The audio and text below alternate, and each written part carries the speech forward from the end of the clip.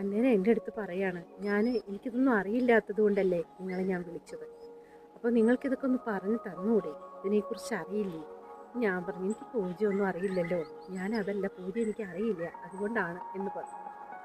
അപ്പോൾ പറഞ്ഞു, അതല്ല, ഇതൊക്കെ ചെയ്യാൻ പഠിക്കണ്ടേ? ഇത് ഞാൻ പഠിക്കാൻ പോവുകയാണ്, ഇനിയിപ്പോൾ 10ലെ പരീക്ഷ എഴുതിയില്ലെങ്കിലും വേണ്ടില്ല, ഞാൻ പൂജ പഠിക്കാൻ പോവുകയാണ്.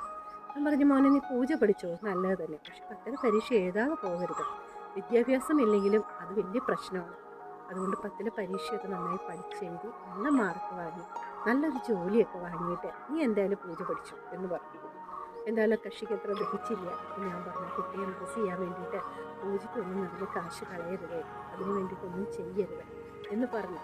എല്ലാം തല ഉലുക്കി സമ്മതിച്ചു. എൻ്റെ അടുത്ത് മൂളിയെങ്കിലും വല്ലാത്ത ദേഷ്യത്തിലാണ് പോകുന്നത്. അപ്പോൾ ഞാൻ ആലോചിച്ചു, എന്താ കുട്ടികൾക്കൊക്കെ പറ്റിയത്? എങ്ങോട്ടാണ് ശരിക്കും ലോകത്തിൻ്റെ പോക്കെന്ന്.